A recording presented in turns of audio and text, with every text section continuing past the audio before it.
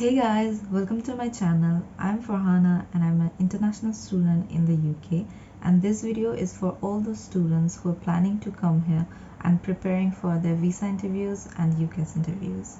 In this video, I will share the possible questions that will help you to prepare you for your interviews, and I will share my own experience so that it gives you an insight about how this whole things happen. Before you start preparing for your interviews, it is very important to remember that confidence is the key. This whole interview process is just to verify that you are a genuine student. So don't get panicked and prepare for it with confidence, because this is nothing but just basic questions to know you more and verify that you are a valid student coming here for studying and not for other purposes. So let's get started. I will also attach all the questions at the end of the video so that you can see all of them. I will divide the questions in 5 segments for your better understanding, which will be about you, about your university and your course, about your career, about your maintenance, and additional questions. Just to be clear, I'm putting all the questions that can be asked during your visa interviews or your UCAS interviews, so that you can prepare for it all together and you don't have to prepare separately. Starting off with about you questions, in this segment they are gonna ask only about yourself and to verify that you are giving your own interview and nobody else is giving it in your place. So they can ask you about your name, your date of birth, and sometimes they can ask about your parents' name and parents' date of birth for the verification purpose. They can also ask you about your university name and the course you applied. They can ask you about why did you want to study in this country, and if you have ever thought of any other countries to study apart from this country. In here you can point out all the good things about that country, including their transportation system, their crime rate, their weather, their tourist spots, and many other good things that this country have. And if you have considered other country, you can just say, yes, I have considered other countries, but due to this reason I thought this country is better than those, so I chose to come into this particular country. And then sometimes they might ask you about your hobbies and what do you want to do during your vacation times. So keep few things in your mind what you want to do in your vacation time. Second segment is about the university and your course. In this segment they can ask you about why you chose to study this university, and they can ask if you have considered any other universities over this, or like you have applied to any other universities apart from your chosen universities. And they can also ask you that why did you choose this university over other universities. So you can simply answer this question by saying, I applied to this universities and I have applied to other universities as well, but I found the course of this university is more relevant to what I want to do in my future career. And also you can say the location of the university is more like the kind of location I want to stay, and you can point out the benefits of that university, what facilities does the university provide, and you can also say the course outline that you're going to study in this university is better than the other universities, so that way you can justify the answer. Then they can ask you why you choose this course. Again, you can reference it with your future career prospects, or simply just read out the course modules from your university website and know the benefits of studying that course, and you can reference it to that answer. It can also ask you how your course will be assessed. This will be written in the university website in your course details, so make sure you check before your interview that how your course will be assessed. Mostly in here your courses are assessed by assignments, group works, problem-based learning, exams, workshops, and other things. So make sure you check that how your course is assessed, because not every course is assessed in the same. Then they can ask you about the area your university is located in, and if you know anything about the area. It's totally okay if you don't know that much. Just Google it and know the basic things of that area and the main things of that area so that you can answer something. Coming up is to the career related questions. In this segment, they can ask you what is your future goal or plan, or they can also ask what is your post-study plans.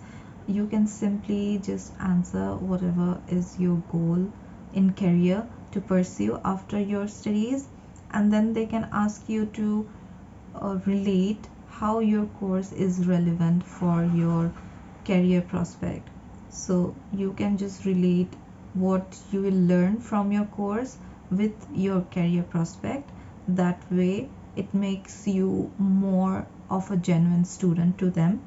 Like, you can explain what you are learning from that course and how you're implementing them in your career.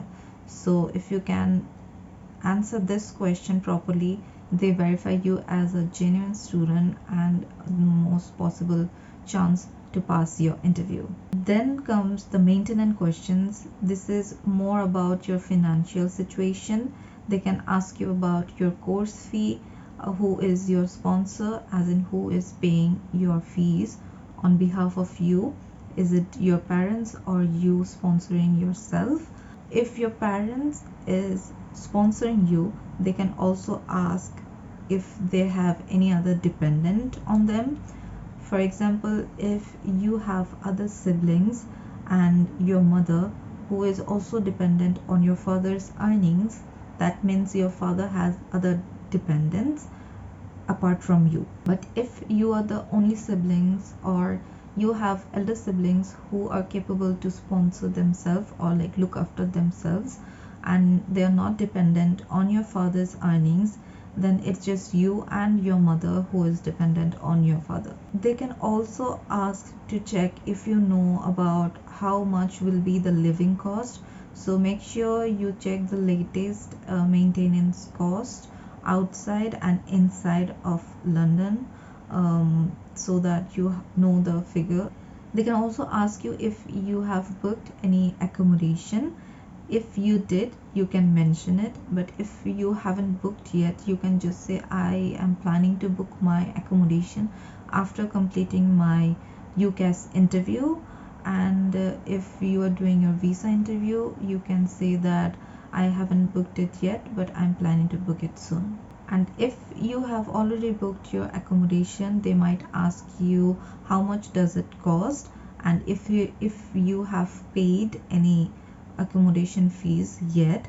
They can also ask you about if you have paid any fees to your university yet, which I think you might, because to be eligible for the UCAS interview you have to pay the deposit.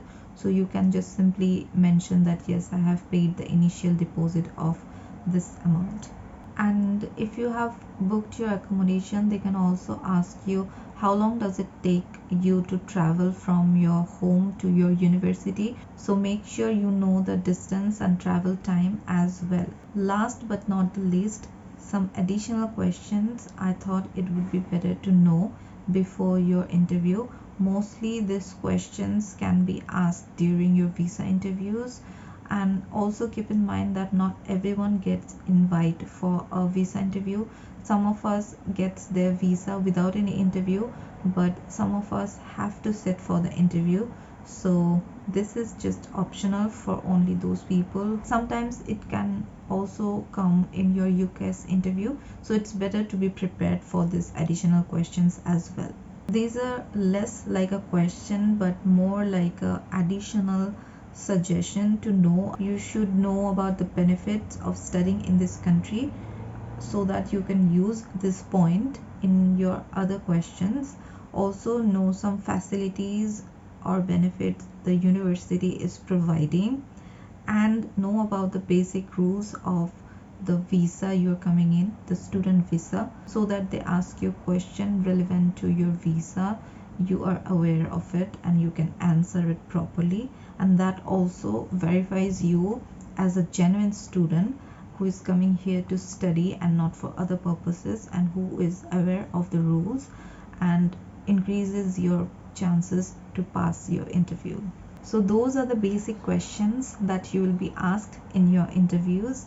And if I share my experience, I have missed my first UCAS interview call. I was called directly on my phone. Some people can get it on WhatsApp. Some people are arranged through Google Meet or Teams, Microsoft Teams. But in my case, it was directly on my phone, and unfortunately, I missed my first UCAS call, and then I had to wait for a month.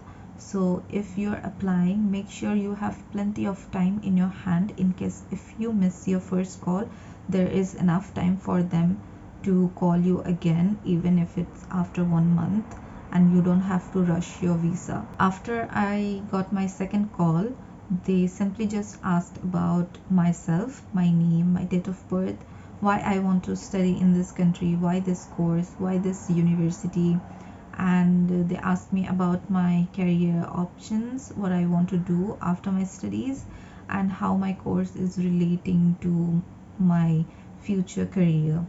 And then they asked me if I know about my course modules, and how my course will be assessed, and that's the basic question they just ask. There's nothing exceptional or something to be panicked, so just be confident, you know every answer, you just have to deliver it to them. For my visa interview, I didn't miss it this time. I was cautious, and surprisingly my visa interview lasted only 8 minutes, whereas many of the people do their visa interviews for 45 minutes, 60 minutes, 20 minutes, like longer than me.